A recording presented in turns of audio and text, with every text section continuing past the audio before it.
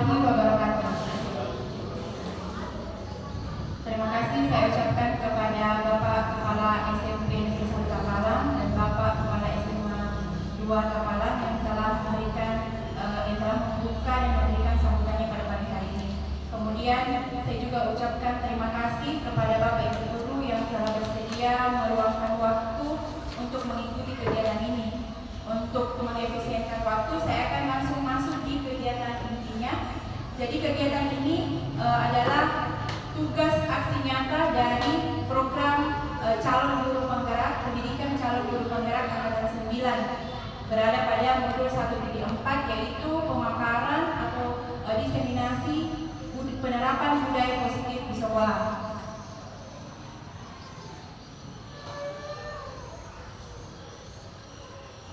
Latar belakang penerapan budaya positif di sekolah, kita sadari bahwa terjadi krisis karakter yang ada pada peserta didik kita. Kita melihat sehari-hari bahwa peserta didik kita itu seakan kehilangan rasa segan kepada gurunya, rasa menghargai sesama teman. Itu bisa kita rasakan setiap hari. Salah satu penyebab utama hal ini terjadi adalah perkembangan teknologi yang dengan leluasa bisa diakses oleh peserta didik kita. Sementara penyaring atau karakter yang ada di dalam diri kita itu masih kurang. Oleh karena itu dibutuhkan kita sebagai pendidik untuk bisa menanamkan karakter-karakter yang baik, nilai-nilai yang baik kepada peserta didik kita, yang kita harapkan nantinya itu bisa menjadi penyaring bagi mereka, sehingga mereka bisa memilah mana yang baik, mana yang tidak. Tentunya dengan salah satunya penerapan budaya positif di sekolah. Tujuan penerapan budaya positif di sekolah yaitu yang pertama untuk menumbuhkan budaya positif di sekolah dengan meyakini nilai-nilai kebajikan yang bersifat universal. Universal itu artinya dimanapun kita berada, nilai itu diakui. Apapun agamanya, apapun sukunya, itu diakui. Kemudian yang kedua adalah mewujudkan murid yang merdeka dengan memiliki disiplin diri yang kuat. Baik, ini terjadi pergeseran atau perubahan paradigma pembelajaran. Sekarang kita memasuki era kurikulum merdeka. Salah satu ruhnya itu adalah filosofi pendidikan menurut Bapak Pendidikan Nasional kita, yaitu Ki Hajar Dewantara. Menurut Bapak Ki Hajar Dewantara, pendidikan itu adalah menuntun segala kodrat yang ada pada anak agar mereka bisa mencapai keselamatan dan kebahagiaan setinggi-tingginya, baik sebagai manusia maupun sebagai anggota masyarakat. Nah, berbicara tentang kodrat anak itu ada dua. Yang pertama kodrat alam dan yang kedua kodrat zaman. Kodrat alam itu berhubungan dengan sifat atau lingkungan di mana anak kita tumbuh, lingkungan di mana anak kita melakukan proses pendidikan. Tentu saja anak yang hidup di desa berbeda dengan anak yang hidup di kota. Kita sebagai guru harus bisa menerapkan, bisa memperhatikan perbedaan-perbedaan itu, termasuk dari cara mengajar kita. Anak desa mungkin punya karakter yang masih malu-malu, tetapi kalau anak kota pergaulannya, Bapak dan Ibu pasti sudah memahami bagaimana. Tentunya untuk memasuki mereka ada perbedaan, jadi kita harus menyesuaikan itu. Kemudian kodrat zaman berhubungan dengan isi dan irama zaman. Saya yang angkatan 90, dulu kita itu belum mengenal yang namanya internet. Bahkan komputer, saya ingat SMA baru pegang itu yang namanya komputer. Sehingga akses informasi pembelajaran sifatnya itu hanya dari guru dan buku. Kalau sekarang akses informasi itu tidak terbatas. Peserta didik kita itu mampu mengakses dari segala macam, dari sosial media, dari Google, dari YouTube. Nah, kita sebagai guru, sebagai pendidik harus bisa menyesuaikan diri dengan hal-hal kemajuan seperti itu. Jangan sampai kita menjadi guru yang kalah oleh murid kita dalam hal pemanfaatan teknologi. Jadi, bagaimana kita menerapkan model, metode pembelajaran, atau menggunakan media-media pembelajaran yang sesuai dengan perkembangan zaman. Selanjutnya, pendidikan dan pengajaran menurut KHD. Yang pertama, guru itu adalah penuntun. Penuntun di sini maksudnya bisa diibaratkan, KHD itu mengibaratkan guru itu seperti petani. Seorang petani padi misalnya, ketika dia menanam bibit padi, tentu saja dia tidak boleh mengharapkan bibit padi itu tumbuh menjadi jagung. Itu menyalahi kodrat. Tetapi apa yang bisa dilakukan? Yang bisa dilakukan adalah merawat dengan baik padi itu sehingga bisa tumbuh subur. Begitu pula kita sebagai guru. Kita tidak bisa mengubah karakter yang memang sudah tertanam atau kodrat yang memang sudah ada dalam peserta didik kita. Tetapi kita bisa mengaburkan hal-hal negatif yang ada di dalam diri anak kita, sementara hal-hal positifnya itu kita kembangkan. Itu maksudnya. Kemudian guru itu sebagai pemberi semangat, pemberi motivasi dan contoh bagi murid kita. Bagaimana sehari-hari kita berperilaku di sekolah itu bisa menjadi pemberi semangat, pemberi motivasi, dan tentunya menjadi contoh yang baik bagi peserta didik kita. Kemudian yang terakhir, guru melaksanakan pembelajaran harus berpihak kepada murid. Berpihak kepada murid ini maksudnya kita melaksanakan pembelajaran itu sesuai dengan apa yang dibutuhkan oleh murid kita, demi untuk mengembangkan potensi dan minatnya masing-masing. Pembelajaran itu harus dirancang berpusat pada murid, murid yang lebih aktif di dalam kelas, murid yang bebas mengekspresikan proses pembelajarannya, dan tentunya kita sebagai guru adalah memfasilitasi mereka dengan baik. Nah, kita masuk ke budaya positif. Budaya positif itu kita harapkan diterapkan di sekolah untuk menciptakan lingkungan sekolah yang positif. Budaya positif itu adalah nilai-nilai keyakinan dan kebiasaan yang berpihak pada murid, yang dapat berkembang menjadi pribadi yang kritis. Diharapkan murid kita itu memiliki pribadi yang kritis, kemudian penuh hormat, dan juga bisa menjadi orang yang penuh dengan tanggung jawab. Mengapa kita harus membangun budaya positif di sekolah? Tentunya kita mengharapkan bahwa murid kita itu memiliki karakter yang kuat sesuai dengan tujuan pendidikan nasional kita, yaitu profil pelajar Pancasila. Ada 6 dimensi profil pelajar Pancasila sebagai tujuan pendidikan nasional, yaitu beriman dan bertakwa kepada Tuhan Yang Maha Esa dan berakhlak mulia, berkebinekaan global, bernalar kritis, kreatif, gotong royong, dan mandiri.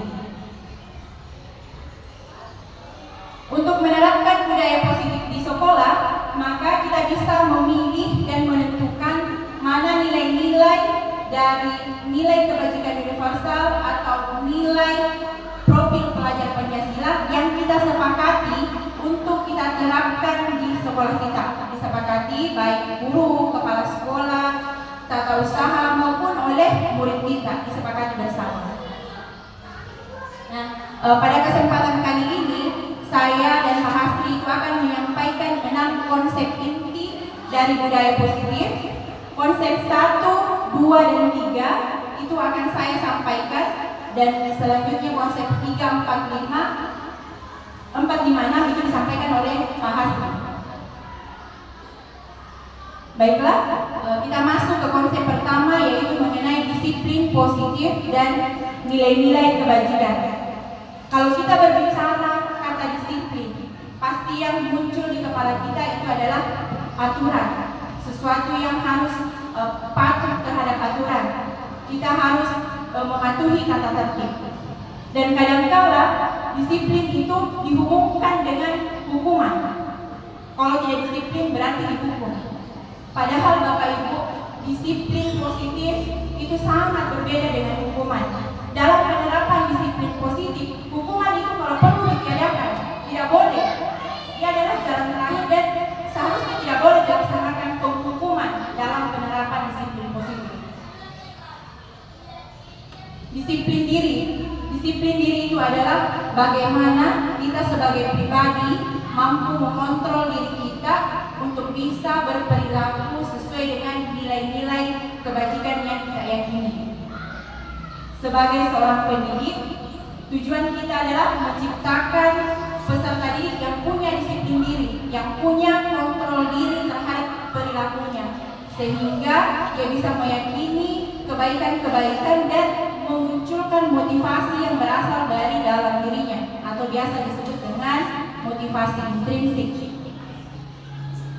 Seorang peneliti pendidikan yaitu Dr. William Glasser mengatakan bahwa setiap perbuatan itu ada tujuannya. Semua orang melakukan perbuatan karena punya tujuan. Selanjutnya, Diane Gosar mengungkapkan bahwa dengan mengaitkan nilai-nilai kebajikan yang diyakini seseorang, maka motivasi intrinsik atau motivasi yang berasal dari dalam diri itu akan terbangun, sehingga menggerakkan motivasi dari dalam diri untuk dapat mencapai tujuan mulia.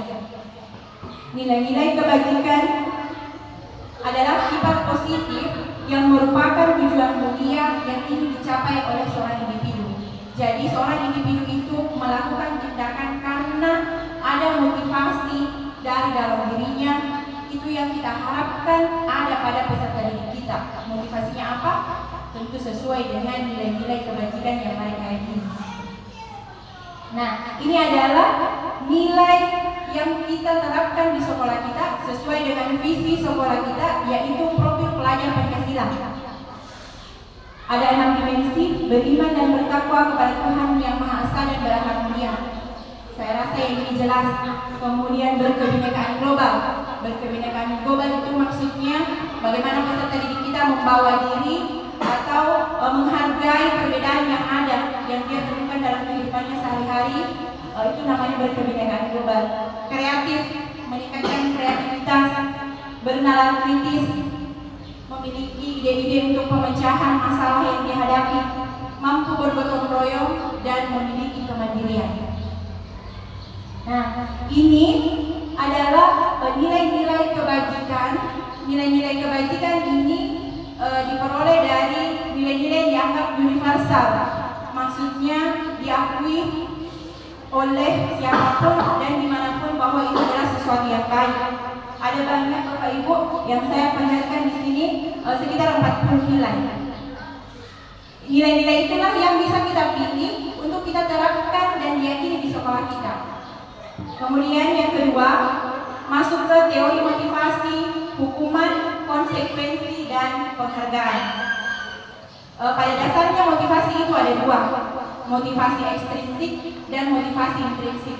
Motivasi ekstrinsik itu kalau pemicunya itu berasal dari luar diri kita. Sedangkan motivasi intrinsik itu adalah motivasi yang munculnya dari dalam diri kita. Selanjutnya, menurut Diane Gosar, ada 3 motivasi seseorang untuk melakukan suatu tindakan. Motivasi pertama adalah untuk menghindari hukuman. Contohnya, peserta didik kita senantiasa datang ke sekolah tepat jam 7 karena dia takut dihukum. Kalau terlambat, takut dihukum oleh gurunya. Itu adalah motivasi ekstrinsik.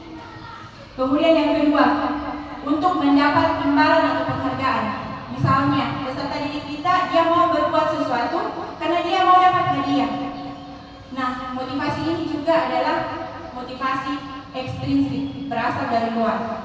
Motivasi yang ketiga adalah motivasi intrinsik, yaitu bagaimana menjadi orang yang kita inginkan sesuai dengan nilai-nilai yang ada pada diri kita. Misalnya, seorang guru, dia selalu konsisten datang setiap hari jam 7. Kenapa begitu? Dia bukan mau menghindari teguran dari kepala sekolah, bukan mau juga mendapat ujian dari kepala sekolah, tapi dia mau menjadi orang yang punya integritas.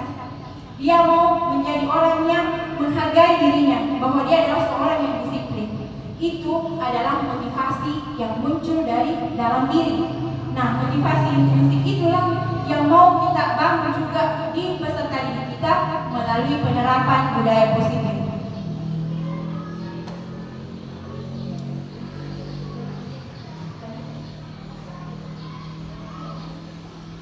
Oke, nah saya akan memaparkan perbedaan Hukuman itu adalah sesuatu yang tidak terencana, secara tiba-tiba dilakukan oleh guru kepada peserta didik.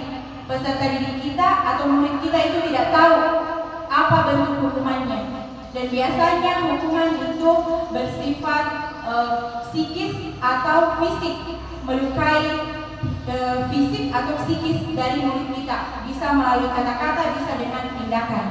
Itu adalah hukuman. Sedangkan konsekuensi itu adalah sesuatu yang sebelumnya sudah disepakati oleh murid dan guru. Jadi murid dan guru sudah sepakat kalau kamu melanggar, misalnya rambutmu panjang, sudah ibu beritahu 3 kali potong rambutmu dan ternyata tidak dilakukan, maka konsekuensinya adalah langsung dicukur di dalam kelas.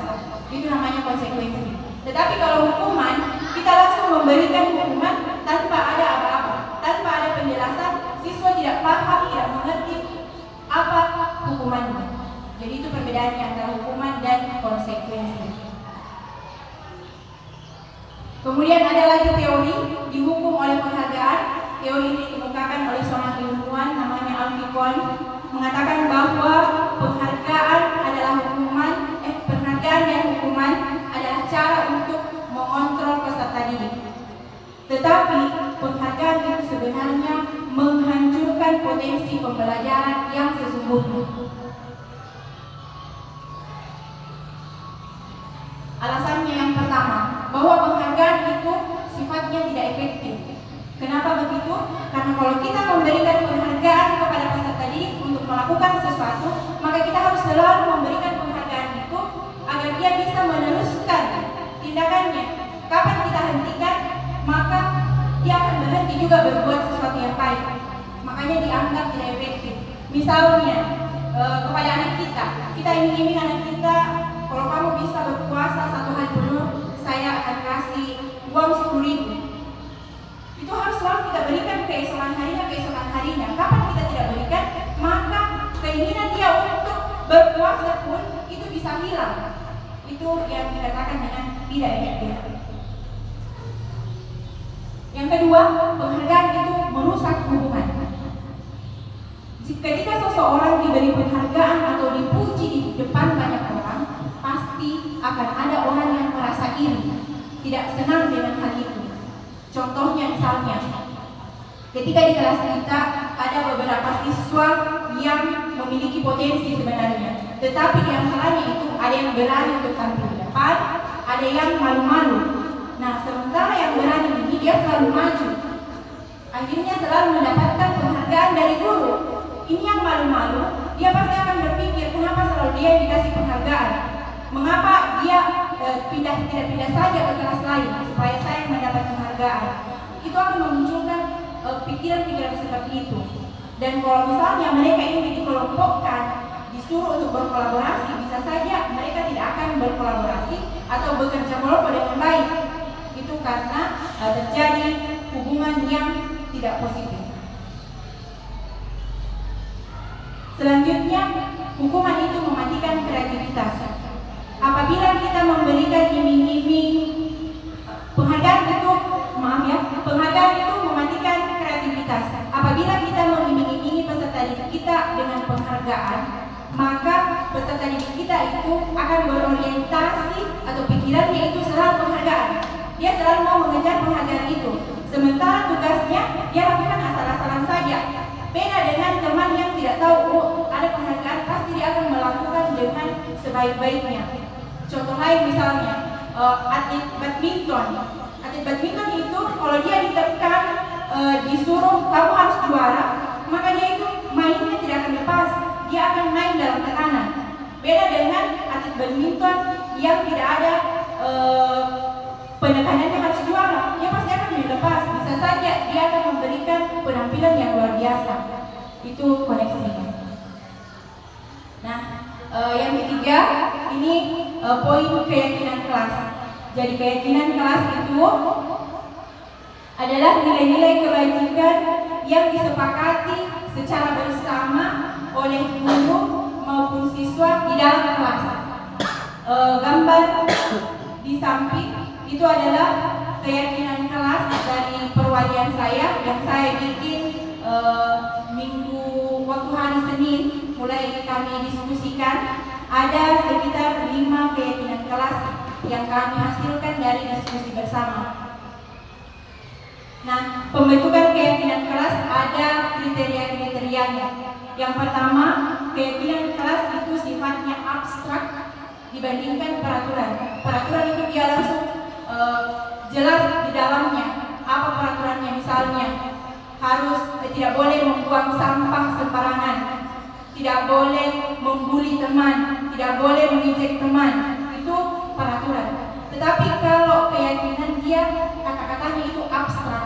Misalnya, kami meyakini bahwa kami adalah murid yang saling menghargai. Kalimatnya seperti itu. Nah, saling menghargai itu yang bagaimana? Tidak membuli teman, tidak mengejek teman, tidak ribut di dalam kelas ketika guru mengajar, dan sebagainya. Kemudian yang kedua, keyakinan kelas itu berupa pernyataan-pernyataan universal. Jadi kata-kata yang ada di dalam keyakinan kelas itu adalah kata-kata nilai-nilai kebajikan universal.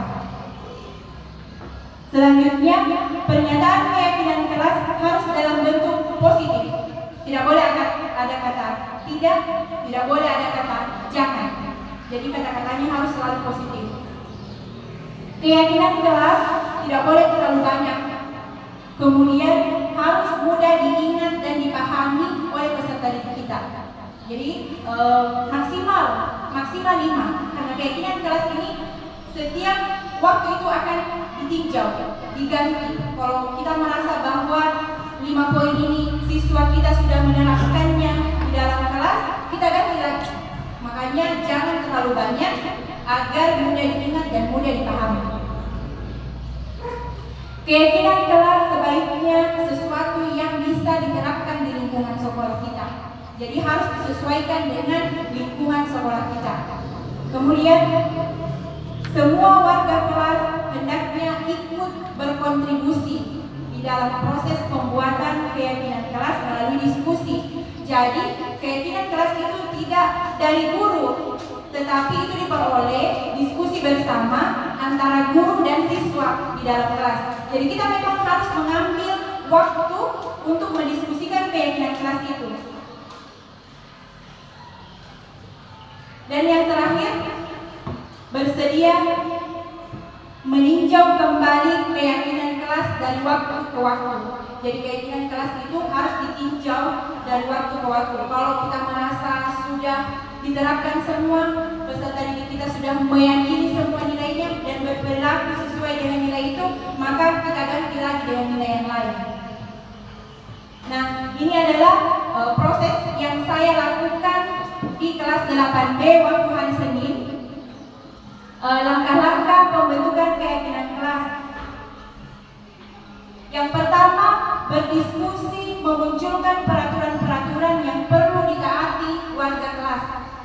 Jadi pada saat kita berdiskusi, kita menyuruh siswa kita peraturan-peraturan apa yang kamu mau tegakkan di kelas.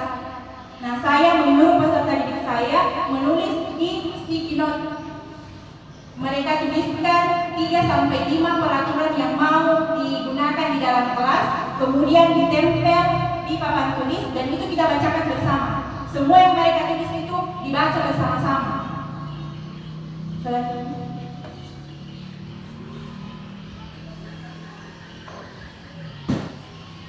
Kemudian yang kedua, mengubah peraturan-peraturan menjadi kalimat yang lebih positif. Karena biasanya kan peraturan-peraturan yang dibikin oleh peserta didik kita itu mereka mengatakan tidak boleh rambutnya lebih dari 3 cm, tidak boleh mengejek teman. Itu adalah kalimat negatif. Maka itu kita ubah, kita ganti kalimatnya menjadi kalimat yang lebih positif. Kita hilangkan kata tidak, hilangkan kata jangan. Selanjutnya.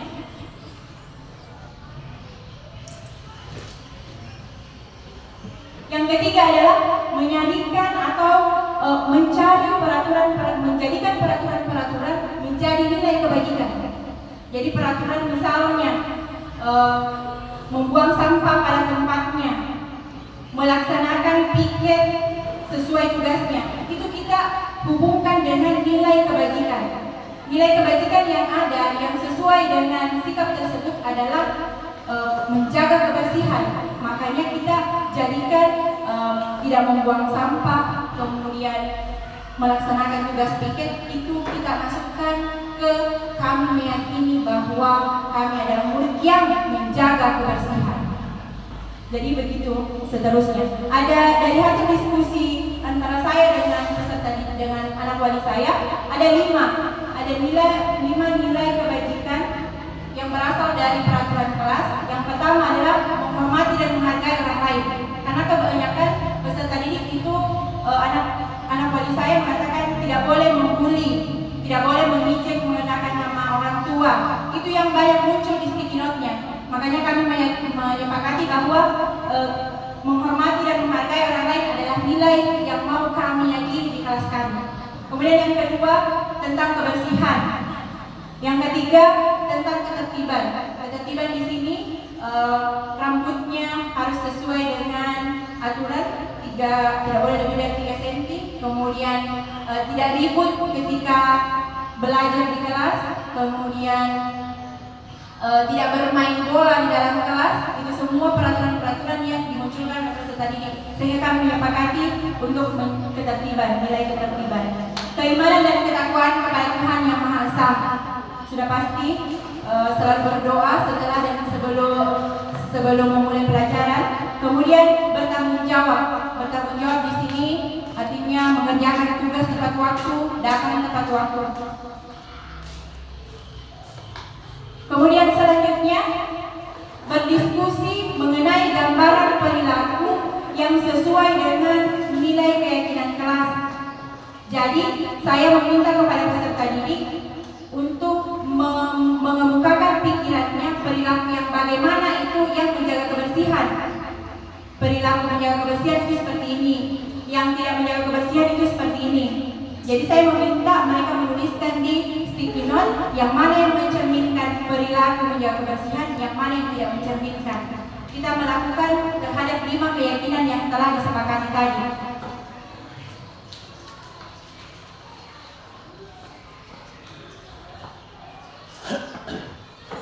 Selanjutnya mendiskusikan peran dari seluruh warga kelas, baik itu guru dan peserta didik atau murid.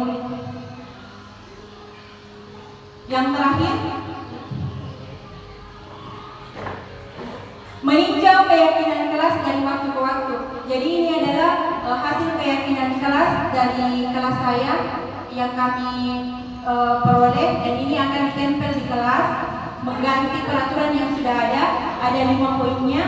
Kami meyakini bahwa kami murid yang beriman dan bertakwa kepada Tuhan Yang Maha Esa. Kami meyakini bahwa kami murid yang menghargai dan menghormati orang lain. Kami meyakini bahwa kami murid yang menjaga kebersihan. Kami meyakini bahwa kami murid yang menjaga ketertiban. Kami meyakini bahwa kami murid yang bertanggung jawab. Sekian pemaparan materi dari saya. Selanjutnya akan dilanjutkan oleh Pak Hasni.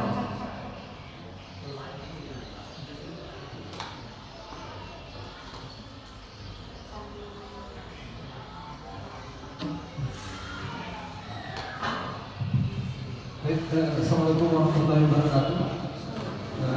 Pertama-tama mengucapkan terima kasih banyak kepada Bapak Sekjen Satu Kepala menyambut kami dengan baik, dan saya ucapkan terima kasih kepada Bapak Kepala Senadi di Dua Tapanan yang sudah menyempatkan hadir di kegiatan ini, meskipun sudah disampaikan tadi tidak ada secara resmi, tapi ini inisiatif saya untuk berbagi tentang hal baik yang berkaitan dengan program guru penggerak. Baik, Bapak Ibu yang saya hormati, kita akan melanjutkan materi tentang kebutuhan dasar manusia. Kebutuhan dasar manusia mungkin itu Bapak Ibu sudah kita sama-sama mengetahui bahwa mungkin anak-anak di dalam pembelajaran itu seringkali ada mungkin yang terlambat masuk ke ruangan, atau mungkin ada yang sering di dalam kelas, atau mungkin ada yang berbuat aneh-aneh di dalam pembelajaran. Nah, peserta didik kita itu mungkin mereka melakukan itu karena ada kebutuhan-kebutuhan dasar yang tidak terpenuhi dari dirinya. Nah, ini ada 5 kebutuhan dasar manusia. Yang pertama, kebutuhan untuk bertahan hidup, cinta dan kasih sayang, kebebasan, kesenangan, dan kekuasaan. Kebutuhan untuk bertahan hidup, contohnya saja, misalkan ada siswa kita yang sering terlambat ke sekolah. Mungkin ada mungkin juga di sekolah ini ada yang sering terlambat ke sekolah. Setelah kita tanya, ternyata siswa tersebut alasannya karena membantu orang tuanya. Misalkan orang tuanya seorang pelaut, mungkin anak ini pergi dulu melaut malam, dia kembalinya mungkin sekitar sebelum subuh atau apa. Pulang dari sana mungkin dia tertidur dan akhirnya terlambat bangun dan terlambat datang ke sekolah. Alasannya mengapa mereka terlambat karena di situ ada kebutuhan untuk bertahan hidup, yaitu kebutuhan seperti makan, minum, dan lain-lain. Terus kebutuhan cinta dan kasih sayang. Misalkan ada siswa kita yang sering usir di dalam kelas, biasa Pak. Mungkin dialami juga Bapak Ibu. Ya, sering ya. Atau biasa bukan misalnya. Di situ ada mungkin kebutuhannya yang tidak terpenuhi. Makanya kita sebagai guru biasa langsung memanggil orang tuanya. Biasa itu guru BKK atau wali kelas memanggil orang tuanya untuk dilakukan tindak lanjut tentang permasalahan yang dialami oleh siswa tersebut. Mungkin salah satu faktornya adalah ada kebutuhan dasar cinta dan kasih sayang yang tidak diberikan orang tuanya kepada anak tersebut. Makanya kita sebagai guru berupaya untuk mengenali anak-anak kita kebutuhan dasar apa yang perlu atau yang butuh kita kasih ke peserta didik kita. Terus kebebasan di sini biasa itu anak-anak disuruh pergi ke lapangan main bola. Nah, jangan main bola di situ, main bola di lapangan. Ternyata masih ke lapangan. Ya, ada kebiasaan anak suruh di lapangan bola, ternyata main bolanya di kelas atau di samping ruangan, bahkan di ruangan. Mereka itu betul ingin memenuhi yang namanya kebutuhan kebebasan. Mereka mau bebas main bola di mana saja dilakukan oleh peserta didik kita. Terus kebutuhan tentang kesenangan. Seperti yang biasa saya bilang tadi, ada biasa anak yang musik, naik teman-temannya. Misalkan si Aco, contohnya si B. Nah ini si Aco, dia melakukan itu karena dia mau melihat ekspresi wajahnya si B. Apakah dia senang atau apa? Itu tentang ada kebutuhan dasar yang ingin dipenuhi si A untuk bagaimana dia melihat si B, ada tertawa atau apa yang muji-muji yang lain. Terus ada kebutuhan dasar kekuasaan. Kebutuhan dasar kekuasaan ini itu biasanya contoh sederhananya, misalkan ada siswa kita pada saat diskusi kelompok, terus diberikan sebuah pertanyaan atau sebuah refleksi, mereka melakukan atau memberikan sebuah jawaban atau memberikan tanggapan tentang pembelajaran. Di situ kita sebagai guru langsung biasa memberikan sebuah penghargaan seperti aplaus. Disitulah ketika kita berikan aplaus, maka anak tersebut akan mendapatkan yang namanya kebutuhan dasar kekuasaan.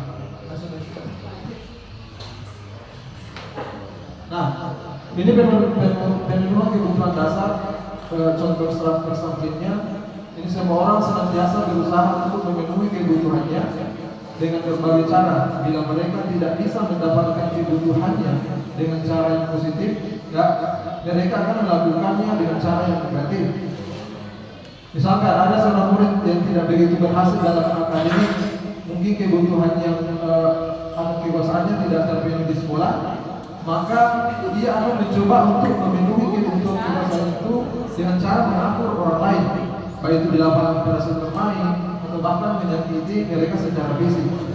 Maka kita sebagai guru itu dapat melibatkannya dalam kegiatan yang beri peluang murid kita untuk mencapai pencapaian yang berarti. Terus yang selanjutnya, ini seseorang yang tidak merasa diterima oleh teman-temannya, kebutuhannya akan cinta kasih sayang tidak terpenuhi. Jadi saya bilang tadi Pak, Bapak Ibu guru biasanya dalam keseharian kita di dalam pembelajaran ada anak-anak kita yang menyendiri. Jadi kalau ada anak seperti itu Pak, Ibu jangan didede saja. Bagaimana cara kita supaya bisa kita memberikan cinta dan kasih sayang dengan cara yang dipanggil secara berkala, diberikan pandangan-pandangan tentang bagaimana caranya kita menghargai di dalam kelas, bagaimana caranya kita berkomunikasi di dalam kelompok belajar. Nah, ini ada 5 posisi kontrol sebagai seorang guru, yaitu yang pertama posisi menghukum, pembuat orang bersalah, teman, monitor atau pemantau, dan yang manajer. Penghukum. Posisi kontrol penghukum ini biasa guru-guru menggunakan hukuman fisik atau verbal sesuai yang disampaikan tadi pemateri pertama Ibu Sutri. Itu biar ada tentang teori hukuman. Jadi kalau kita sebagai seorang guru menerapkan teori kontrol penghukum, biasanya itu ditandai dengan kata-kata marah atau tunjuk-tunjuk seperti itu. Adapun posisi hukum sebagai guru sebagai posisi hukum itu biasanya berkata seperti mengeluarkan nada keras. Kamu harus patuhi aturan saya. Kamu ini selalu saja salah. Pasti selalu yang terakhir selesai. Nah, itu salah satu kalimat-kalimat di mana kita berposisi sebagai seorang guru dalam kontrol penghukum. Jadi hasilnya nanti ketika seorang guru menerapkan kontrol sebagai penghukum, maka murid akan merasa marah dan bahkan dia akan mendendam begitu. Jadi biasa kalau anak-anak kita langsung marahi, refleksnya kepada kita itu biasa langsung dendam. Baik, sebentar dulu, keluar nanti guru apa itu adalah efek dari ketika kita menerapkan teori atau kontrol guru sebagai penghukum. Yang kedua, teori kontrol sebagai guru sebagai pembuat rasa bersalah. Nah, biasanya ini guru yang menerapkan ini itu nada suaranya agak lembut dan menggunakan keinginan yang membuat orang lain merasa tidak nyaman. Jadi kalau kita menggunakan teori membuat rasa bersalah, biasanya kalau diterapkan di siswa itu, anak-anak itu akan merasa nyaman dan bahkan tanpa disadari atau tanpa apapun, mereka akan merasa bersalah tentang apa yang sudah dilakukannya. Nah, adapun biasanya kata-kata yang biasa dikeluarkan itu atau bapak sangat kecewa dengan kamu. Bagaimana kalau orang tua kamu begini? Nah, itu salah satu bagaimana caranya kita membuat atau melakukan posisi kontrol kita sebagai seorang guru yang memposisikan kita sebagai membuat rasa bersalah. Nah, hasilnya nanti murid akan merasa bersalah dan eksplorasi akhirnya nanti akan tertanam rasa apa di dalam mereka. Yang ketiga adalah posisi kontrol sebagai teman. Biasanya guru itu tidak akan menyakiti murid, ya. Guru yang menerapkan posisi sebagai teman akan berkata, ayo bantulah demi bapak. Ya sudah, tidak apa-apa. Nanti ibu atau bapak bantu bereskan. Jadi hasilnya nanti ini kalau kita posisikan kita sebagai teman kepada murid, maka murid akan merasa dekat dengan kita dan dapat bertingkah laku sebabnya karena merasa ada yang melindungi. Jadi kalau teori posisi kontrol sebagai teman, kalau menurut kami itu agak alangkah baiknya mungkin agak tidak diterapkan karena kenapa? Di situ efek sampingnya anak-anak akan bertingkah semaunya karena merasa ada yang melindungi dan ada di temannya yang membantu. Terus ada yang keempat itu berantas. Guru akan mengawasi murid berdasarkan peraturan dan konsekuensi. Guru yang menerapkan posisi pemantau akan berkata seperti tadi, misalkan ada yang melanggar peraturan di dalam kelas, maka dia langsung bertanya, nah, tadi peraturannya seperti apa? Seperti apa peraturan yang sudah kita buat dan sanksinya seperti apa? Maka nanti murid akan memahami konsekuensi yang harus dijalankan karena telah melanggar aturan yang sudah dibuat.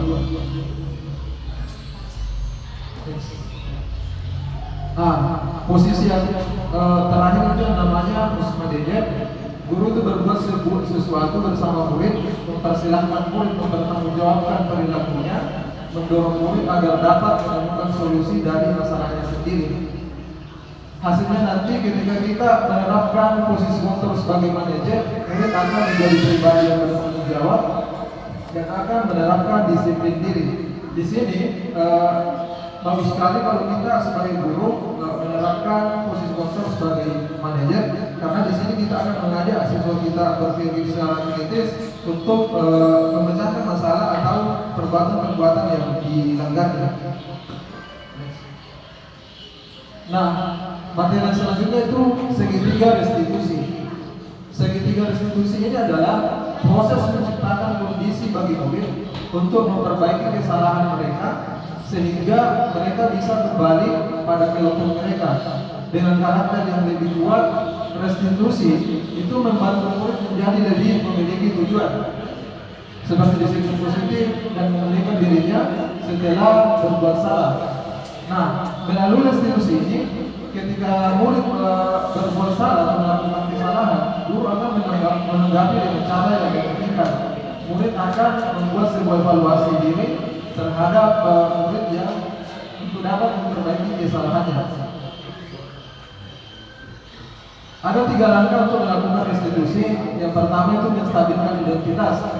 Nah, menstabilkan identitas ini tujuannya bagaimana kita mengubah identitas anak dari orang yang gagal karena melakukan sebuah kesalahan menjadi menjadi orang yang sukses. Contohnya berbuat salah itu tidak mengapa. Jadi misalkan ada anak-anak yang tidak berbuat salah, jangan langsung tiba-tiba kamu ini selalu berbuat salah, jangan seperti itu ya. Harus bagaimana cara kita supaya anak tersebut tidak tertekan, tidak takut pada saat kita hadapi atau pada saat kita berikan pemahaman. Contoh kata-katanya biasa, berbuat salah tidak mengapa, tidak ada manusia yang sempurna, kita bisa menyelesaikan ini. Ibu atau bapak tidak mencari solusi, mencari siapa yang salah, tetapi ingin mencari solusi dari permasalahan yang Anda lakukan. Next. Langkah kedua itu validasi tindakan yang salah. Nah, setiap tindakan itu dilakukan pasti ada tujuan untuk seperti yang disampaikan tadi, tindakan atau kesalahan yang dilakukan oleh murid atau siswa kita itu ada tujuannya. Salah satunya itu karena ada kebutuhan dasar yang tidak terpenuhi di diri peserta didik. Maka kita harus memahami kebutuhan apa yang sedang yang diinginkan oleh murid. Adapun kalimat yang dilakukan atau yang digunakan pada saat kita melakukan restitusi, yang pertama, kamu pasti punya alasan mengapa melakukan ini. Seperti contoh awal yang saya berikan, misalkan ada siswa kita yang sering terlambat ke sekolah, maka ketika kita tanya seperti apa atau mengapa kamu melakukan ini, pasti ada alasan sehingga melakukan kesalahan yang seperti ini. Kalimat yang kedua mungkin bisa dilakukan, kamu patut bangga karena kamu dapat membantu orang tuamu memenuhi kebutuhan hidup dan keluarga. Ayat ketiga dalam langkah melakukan restitusi yaitu menanyakan keyakinan. Nah, sesuai yang disampaikan Ibu Sulfitri bahwa di dalam kelas itu ada namanya keyakinan kelas.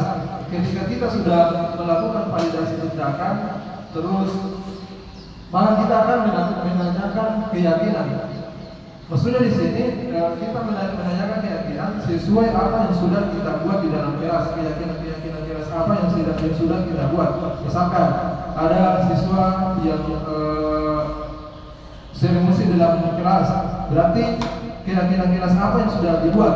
Maka di situ nanti ketika kita menanyakan keyakinan kelas, diharapkan nanti ada muncul ide dan juga pemikiran dari peserta didik kita untuk menyelesaikan masalah yang dihadapi siswa tersebut. Nah, ini ada contoh-contoh kalimat yang biasa digunakan. Apa yang telah kita tetapkan di kelas. Kamu mau jadi orang seperti apa? Setelah kita menaikkan keyakinan, mungkin kita akan memberikan motivasi seperti kamu ini maunya nanti seperti apa? Apakah mau jadi seperti ini terus selalu selalu mengganggu teman-temannya di ruangan atau seperti apa?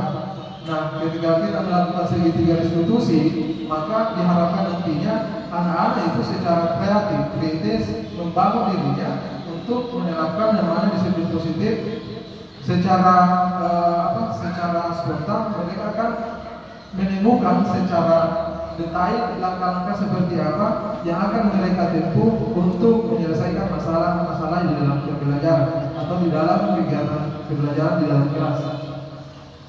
Nah, ini salah satu contoh kegiatan restitusi yang saya lakukan. Ini siswa saya, Pak, sering ini pakai baju kaos oblong di dalam kelas. Ya, setelah saya tanya mereka apa alasannya ini anak, karena katanya bajunya robek. Jadi ketika saya lakukan restitusi, alhamdulillah anak ini berinisiatif untuk memperbaiki bajunya. 2 hari setelah kegiatan restitusi itu anak ini alhamdulillah sudah tidak pakai lagi kaos oblong. Langkah yang dilakukannya itu dia jahit sendiri bajunya, ada robek di bagian belakang kayak itu.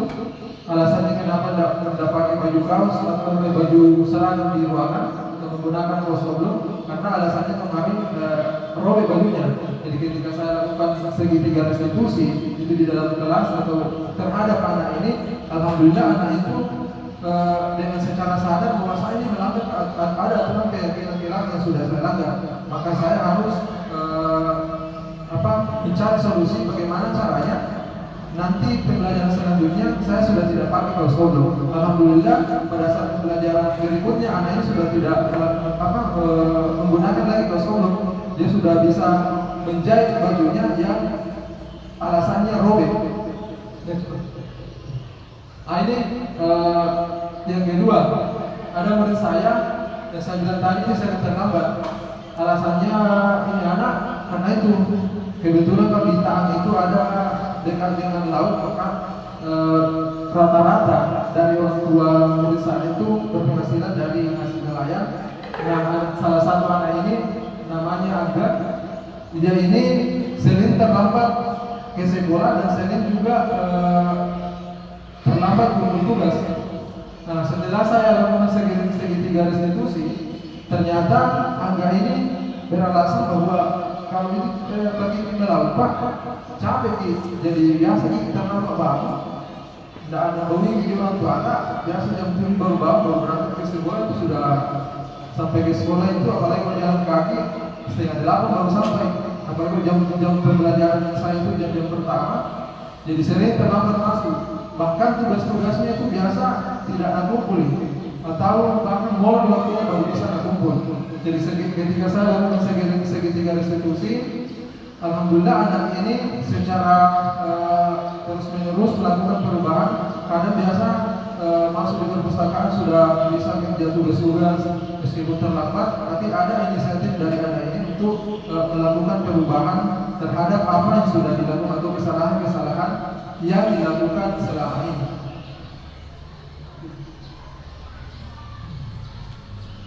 Jadi perlu diketahui juga bahwa restitusi itu pada intinya bukan untuk menebus kesalahan, tetapi itu tujuannya adalah untuk memperbaiki kesalahan yang dilakukan oleh seseorang. Terus bagaimana cara kita itu melakukan segitiga restitusi itu adalah proses untuk memperbaiki hubungan kita, cara kita dengan peserta didik ataupun peserta didik dengan peserta didik yang lain. Terus segitiga restitusi itu juga adalah sebuah tawaran, bukan paksaan, ya. Nah, dalam segitiga restitusi itu kita berfokus pada karakter, bukan tindakan, tetapi menghasilkan solusi. Itu saya bilang tadi, ketika kita lakukan segitiga restitusi, ada karakter yang dimiliki oleh anak, bagaimana caranya mereka menghasilkan solusi dari sekian permasalahan yang mereka hadapi. Ini ada salah satu contoh penyelesaian masalah. Ini guru matematika dan wali kelas 8 Ibu Santi sakit. sehingga tidak dapat masuk dan mengajar. Akhirnya dicarikan guru pengganti ibu ini. Ibu ini baru 2 tahun menjadi guru di SMP tersebut. Beberapa murid perempuan, Bibi dan Natali, mengetahui hal ini dan mulai menggunakan kesempatan yang bersikap seenaknya, tertawa, tidak mengindahkan kehadiran ibu ini. Ibu ini mencoba menyapa Bibi dan Natali dengan nada ramah sambil mengingatkan mereka untuk tetap fokus pada pengerjaan tugas. Ibu ini berkata, ayolah, tugasnya dikerjakan. Nanti ibu ditegur bapak kepala sekolah. Kalau kalian tidak kerjakan tugas, tolong bantu ibu ya. Kalau melihat dari kalimat ini, sesuai dengan posisi kontrol, kira-kira posisi kontrol apa ini bapak ibu? Ini ayolah tugasnya dikerjakan. Nanti ibu ditegur kepala sekolah. Kalau kalian tidak mengerjakan tugas, tolong bantu ibu ya. Kira-kira posisi kontrol apa yang dilakukan oleh ibu ini melihat kegiatan atau kesalahan-kesalahan yang dilakukan oleh Bibi dan Natali? Kira-kira posisi kontrol apa bapak ibu? Ini posisi kontrol ya, merasa bersalah ya. Ya, ini posisi merasa bersalah. Bagaimana nanti seorang guru melakukan posisi kontrol merasa bersalah. Ketika anak-anak merasa bersalah, maka secara ekstensif akan peserta didik tersebut akan melakukan sebuah perubahan. Mereka tetap tidak mengerjakan tugas dan malah mengobrol.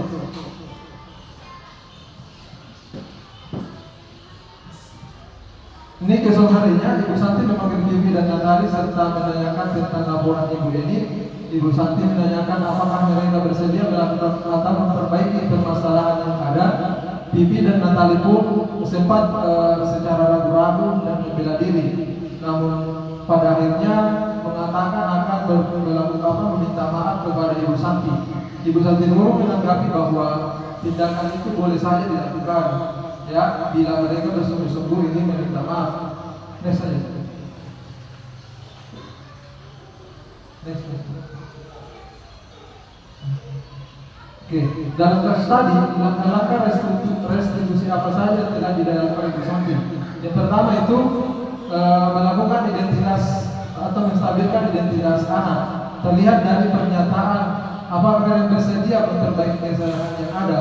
Nah, itu salah satu langkah untuk melakukan restitusi. Pada langkah pertama itu menstabilkan identitas anak. Terus yang kedua itu Bu Santi menanggapi bahwa tindakan itu boleh saja dilakukan bila mereka bersungguh-sungguh ingin meminta maaf. Namun Ibu Santi menanyakan kembali apa yang mereka bisa lakukan untuk menggantikan rasa tidak dihormati ibu ini. Di sini kita berupaya atau guru ini Bu Santi melakukan tindakan atau memvalidasi tindakan yang salah, seperti kesalahan-kesalahan apa yang dilakukan oleh Lili dan Bibi. Terus yang ketiga itu menanyakan keyakinan seperti apa atau keyakinan kelas yang sudah dilanggar oleh Bibi.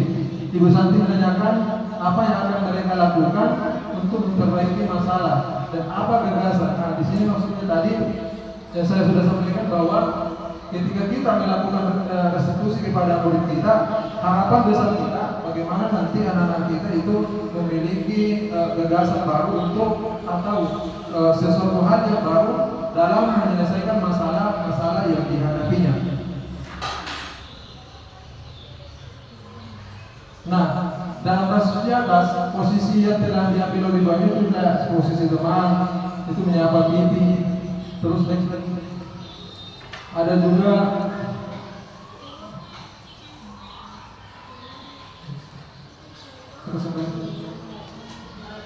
ini posisi teman, dan juga nanti itu adalah posisi bagaimana anak kita itu merasa bersalah juga.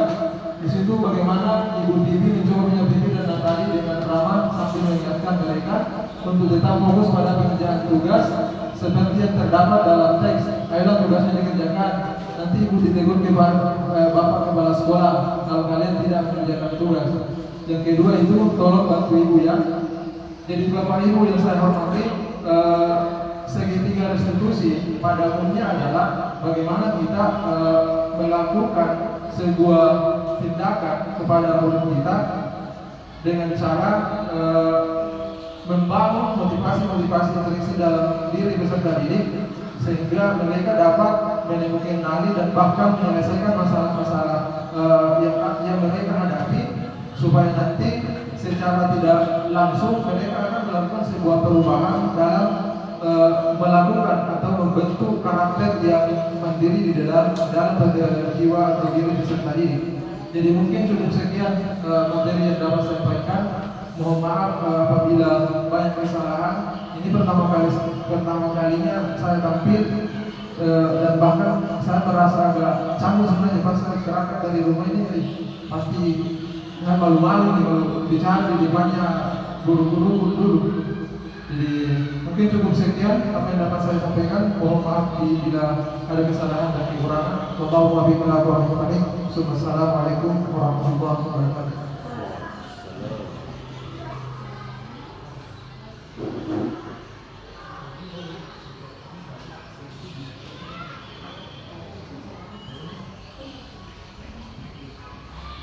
Kepada Bapak Ibu Guru, jika ada yang ingin di-sharingkan atau ada yang ingin ditanyakan terkait 6 konsep inti dari budaya positif yang telah kami paparkan, silahkan disampaikan. Karena dengan kenyataannya juara sehingga pada siang hari ini kita dapat hadir di sekolah kita, lebih khusus dari dalam menghadiri kegiatan CGP yang berlangsung hari ini, yaitu diseminasi budaya positif di sekolah.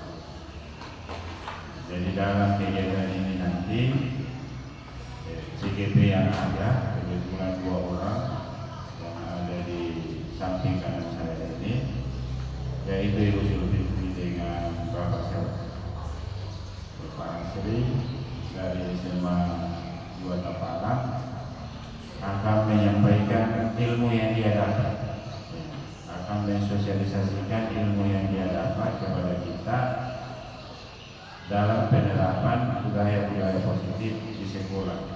Jadi ini penting juga untuk kita dengan bersama-sama. Semoga itu nanti bisa menginspirasi kita dalam meningkatkan atau menerapkan budaya-budaya positif di lingkungan sekolah kita. Kemudian selawat dan salam apabila kita beruntungan kepada junjungan kita Nabiullah Muhammad SAW. Semoga dengan selawat yang senantiasa kita kirimkan bisa menjadikan atau memberikan jadi perantara sehingga Allah Subhanahu wa Ta'ala memberikan syafaat nabinya kepada kita. Atau mungkin Bapak Ibu Guru bisa memberikan tambahan masukan dan saran demi perkembangan kami yang lebih baik ke depannya dalam melaksanakan pendidikan guru penggerak. Kami persilahkan Bapak Ibu.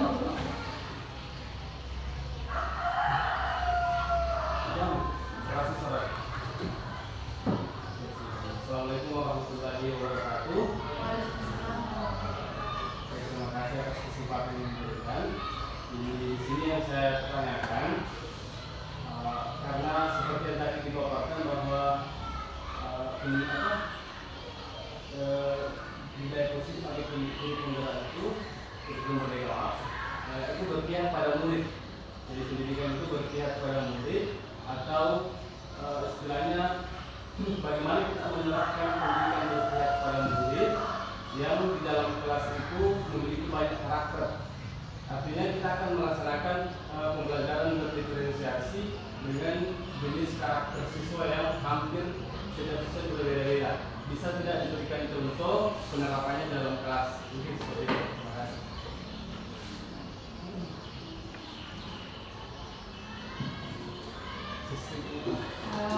Saya mungkin dulu saja Pak ya. Iya, silakan. Ya.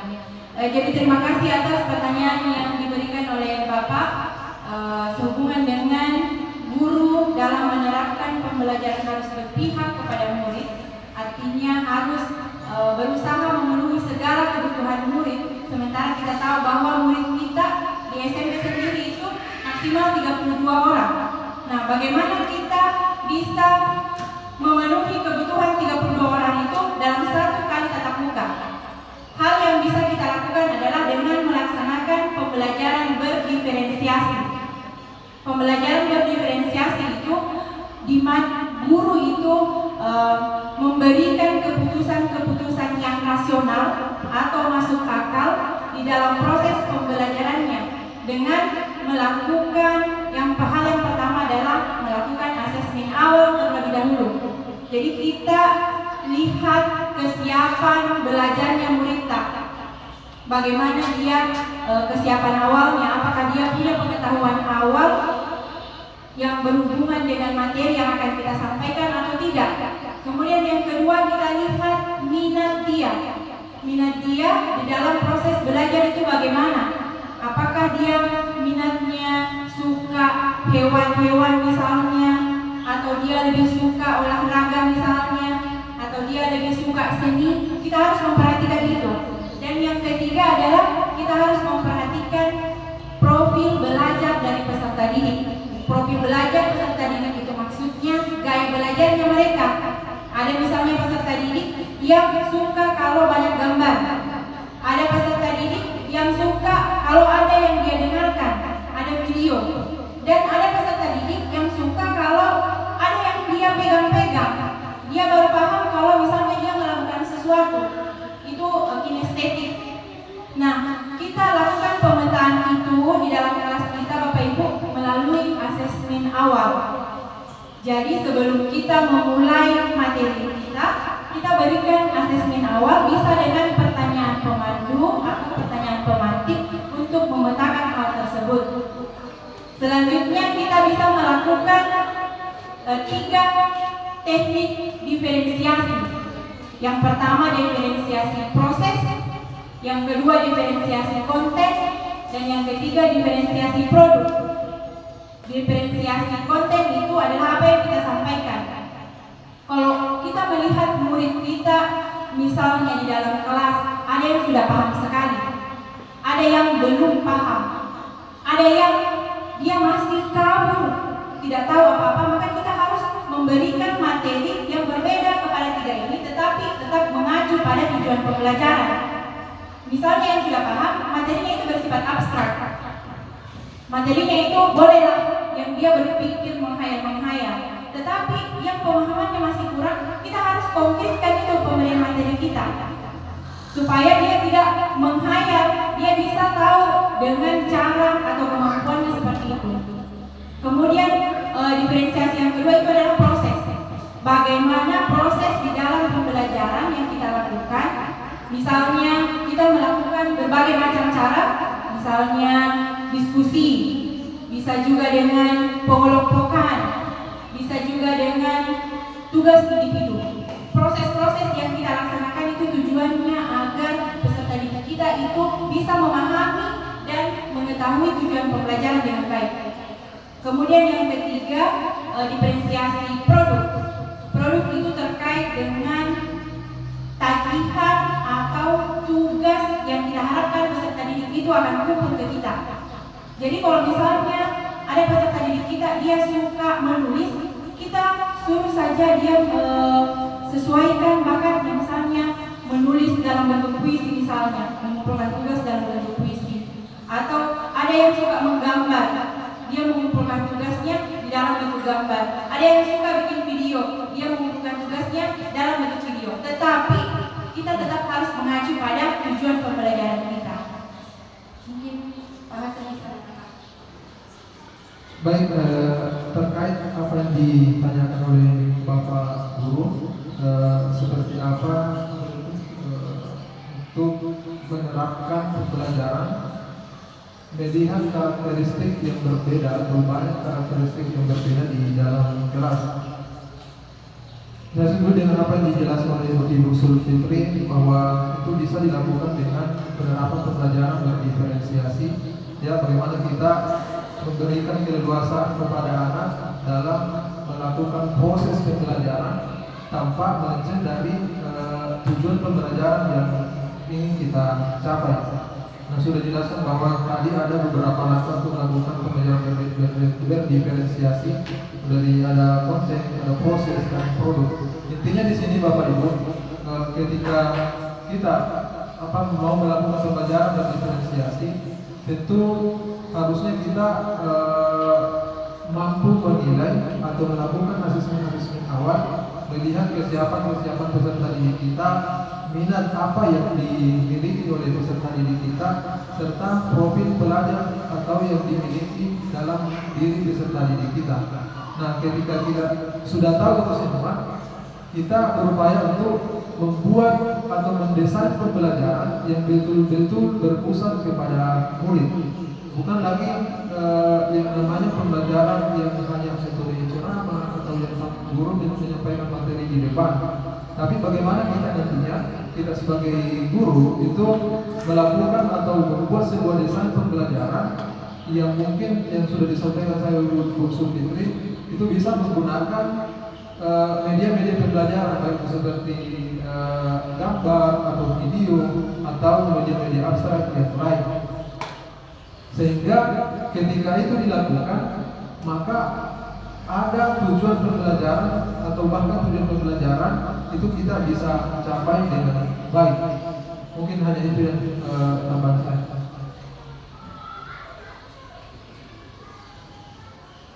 Bagaimana Bapak Ibu, apakah masih ada yang mau diceritakan, terutama bisa terkait dengan budaya positif, penerapan budaya positif di sekolah? Ya, terima kasih atas masukan yang diberikan. Saya langsung saja bahwa setelah saya amati penjelasan yang tadi di atas dari IGP yang ada disampaikan saya, ternyata itu adalah ilmu yang harus dimiliki oleh seorang guru BK, ya, menyelesaikan masalah, menghadapi anak-anak, mencari solusi. Bapak Ibu, ternyata sekarang ilmu yang selama ini harusnya dimiliki oleh guru BK, ternyata kalau di guru penggerak ini harus dimiliki oleh semua guru. Guru mata pelajaran juga harus memiliki ilmu yang seperti itu. Ya, kalau dulu itu kita pisahkan, bahwa itu bidangnya BK, kemudian bidangnya guru BK dan dia dari dosen. Dengan sekarang tidak seperti itu. Nah, itu yang harus tetap kita sadari. Ya. Ini yang kedua yang ingin saya sampaikan. Ini kan kita berbicara tentang budaya positif. Saya sebetulnya menginginkan coba di poin-poinkan tadi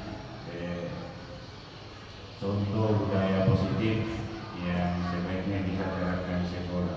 Yang poin 1 ini, yang 2 ini, poin 3 ini. Dari kesimpulan yang tadi dari saya begini, budaya positif salah satunya misalnya kalau kita lihat sampah ambil, ya, atau bisa. Kenapa saya guru? Ya. Nah, begitu. Ya. Misalnya kalau ketemu guru sapa, kalau ketemu teman tegur sapa, salam, ya kan? Ini yang ada pikiran saya tentang budaya positif seperti itu. Ya. Saya berharap TGP yang ada di samping karya saya ini bisa poin-poinkan beberapa contoh budaya positif. Selain dari apa yang saya sebutkan tadi, karena kami ini kesimpulannya supaya bisa inspirasi dari saudara kami. Terima kasih. Terima kasih atas masukan dari Bapak Kepala Sekolah. Poin-poin yang mungkin bisa kita terapkan di sekolah kita terkait budaya positif, selain yang disebutkan oleh Bapak tadi, misalnya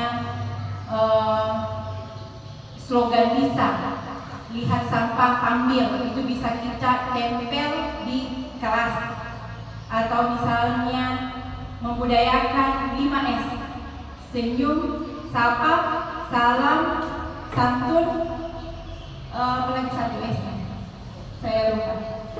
Itu bisa kita terapkan misalnya di kelas sebelum kita masuk ke kelas atau setelah keluar dari kelas, kita biasakan saling guru kepada murid, murid kepada guru sebelum masuk atau bisa sebelum keluar. Nah, itu bisa kita terapkan, itu juga budaya positif. Kemudian bisa juga yang selalu kita laksanakan setiap Jumat. Jumat bersih, Jumat beriman, Jumat sehat, itu adalah budaya positif. Dan di sekolah kita alhamdulillah itu sudah dilaksanakan. Kemudian bisa juga yang saya biasa terapkan di kelas saya, setiap 1 bulan sekali siswa itu membuat quotes of the day, kata-kata motivasi untuk memotivasi dirinya sendiri dan teman-temannya. Jadi ketika saya absen, saya meminta mereka mengemukakan apa motivasinya hari ini. Jadi itu bisa memberikan perhatian atau bisa membangkitkan semangat mereka tentang nilai-nilai atau hal-hal positif yang mau dia terapkan di dirinya pada hari itu. Mungkin ada tambahan? Baik, terkait masalah contoh-contoh konsep penerapan budaya positif sebenarnya sudah dijelaskan oleh Bapak secara secara konsep dan materi. Mungkin yang dimaksud Bapak adalah contoh-contoh yang real, begitu ya Bapak? Ya. Sudah jelaskan tadi oleh Ibu Sulfitri tentang bagaimana contoh-contoh pelaksanaan budaya positif atau penerapan budaya positif di lingkungan sekolah ataupun di kelas dan bahkan di pembelajaran pada harusnya. Mungkin tambah sedikit, saya biasa kalau di sekolah Pak, saya secara pribadi kalau ada anak di depan saya itu, saya budayakan namanya budaya tabe. Ya, kalau saya biasa itu lewat di depannya saya dulu di kelas, saya lewat pergi mengajar di ruang kelas itu, saya biasa tabe. Alhamdulillah ketika kita lakukan itu, anak-anak yang kita ajar di dalam kelas, pada saat mereka minta izin keluar ruangan, mereka secara ada dorongan dalam dirinya untuk mencontoh apa yang kita lakukan. Ketika mereka keluar dari ruangan dan minta izin, dia juga menerapkan atau mencontoh apa yang saya lakukan pada saat saya lakukan ketika saya lewat di depan mereka. Jadi mungkin itu salah satu contoh yang baik supaya kita bisa menerapkan budaya positif di sekolah kita atau di SMP Negeri 1 Kota Malang. Mungkin hanya itu tambahan. Nanti Bapak atas tambahannya. Baik, Bapak Ibu dulu, apakah masih ada yang ingin di-sharingkan? Kalau sudah tidak ada, saya mengucapkan terima kasih kepada seluruh Bapak Ibu yang sudah hadir dan mau dan bersedia untuk mendengarkan pemaparan kami, bersedia untuk meninggalkan aktivitasnya sejenak. Sudah sekitar 2 jam lebih duduk di sini. Silakan menikmati hidangan seadanya. Saya mengucapkan banyak terima kasih dari lubuk hati yang paling dalam kepada Bapak Ibu. Terima kasih sudah hadir di sini. Saya akhiri dengan ucapan wabillahi taufiq wal hidayah. Assalamualaikum warahmatullahi wabarakatuh.